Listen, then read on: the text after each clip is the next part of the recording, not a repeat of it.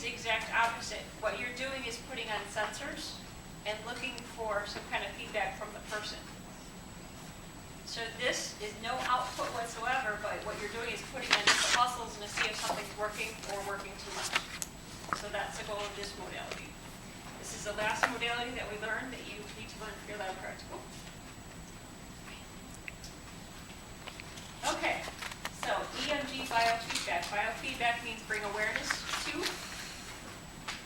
The purpose is to bring muscle activity. So some people are very, very tense in their upper traps. They have too much, and you want to calm things down. You want to bring awareness if you are spazzed out in your muscles.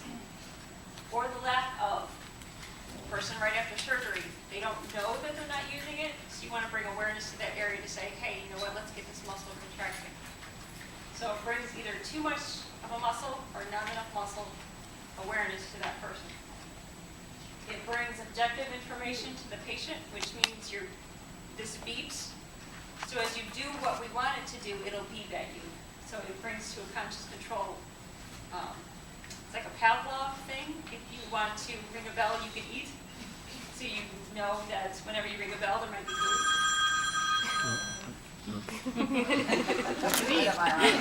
Perfect timing. Yep. What happens when the phone rings? You answer it. That's what this is, biofeedback. We're training the person to be aware of muscle. Perfect timing. Okay, new word of the day is MUAP, motor action unit potentials. That is like the muscle action. That's what the biofeedback measures, MUAPs. So it measures the amplitude of MUAPs in microvolts. It's not putting out in microvolts, but as we do stuff, it takes the sensory feedback from the machine, travels through the wire, and it registers in microvolts. So we're not producing any microvolts in the body. We're just saying, contract little Mr. Muscle. It's going through the machine and coming out as a microvolt signal. Okay? So it's reversing of everything we've ever learned. Our electrodes are the long ones here. That's the way this machine is set up. Some machines require the 3 prongs. What you do is you look at your machine and you see what it looks like, and that's what type of electrodes you buy.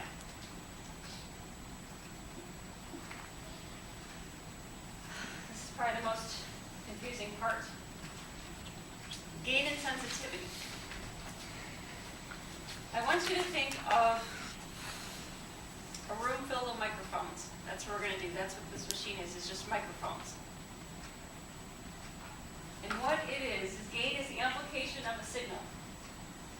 So you're making a muscle contraction, that's producing a signal in the machine that's making an output from the machine. It's showing you a status of how strong that muscle contraction is. If you put it on high gain, think of a room that is filled with 100 microphones to pick up anything in the world. Did you ever see the movie Contact, which is really old now? Mm-hmm. But it's looking out for aliens in the world. Mm-hmm. They have thousands of satellites in the outside world looking for foreign beings. There's a ton of high gain out there. They're looking really, really hard for any kind of signal that's out in space. They want to hear anything and everything that's out there. So there's tons of microphones in the room. Think of that as 800 microphones. There's 2 settings we can set on this machine. It's 30 or 800. So if you have high gain, you're going to put your machine on 800. You want to put 800 microphones in the room to hear a signal. You would use this when the patient has no muscle activity happening. You know, right after surgery, you can't contract your muscle. You want to put as many microphones as you can in the room to catch that little bit of sound.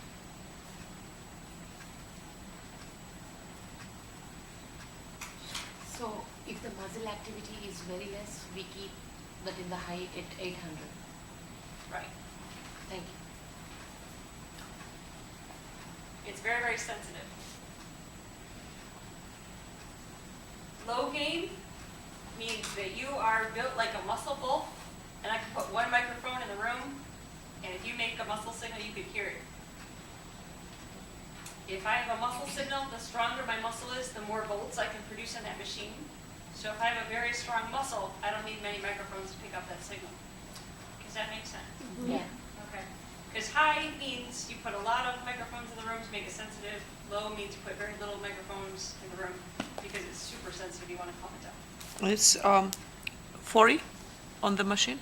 30 and 800 30. are 2 Okay, seconds 30. you can do. Okay.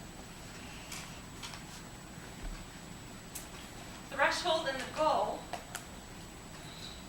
as we do the machine, it's either going to go up if you want to make things work stronger, or it's going to bring it down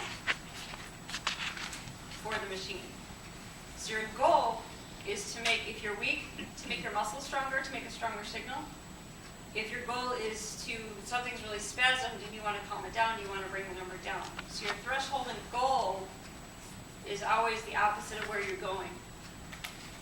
Obviously, if you want to run faster with a time, I want to do a 10-minute mile. So I always want to set a goal. I want to set a goal if I can do it in 9 minutes, I can get faster, right? So if I want to go faster, I want to get stronger, I'm going to set my goal less and less. Does that make sense? If I want to do something slower, if I want to think of something calming it down. If I'm panicky about doing something, it takes me 10 minutes to do something that I'm so panicky and I'm distracting, I'm dropping things. I want to maybe allow myself 30 minutes, right, to kind of calm myself down and organize things better.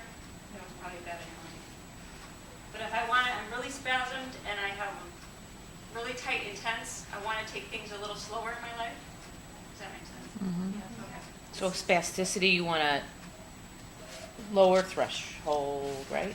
Yes. Okay. For motor recruitment, you have 2 reasons why you would want to use this machine.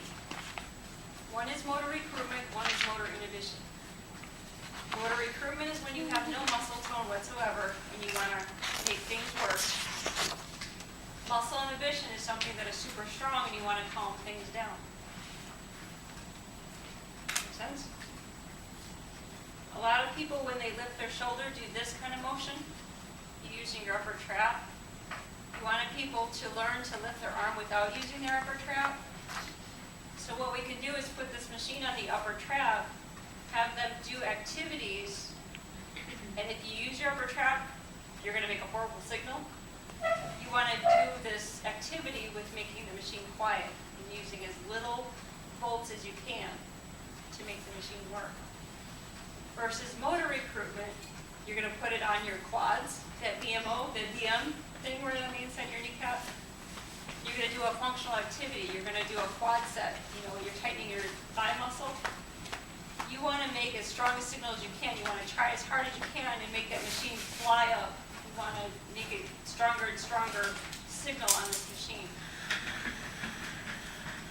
But wherever you're at, you're putting on your knee, you're putting on your upper trap back here, you're putting on, if you want to recruit your external rotator cuff, you just put it on the muscle you want to use for either motor recruitment or you want to put it on the muscle you want to shut down.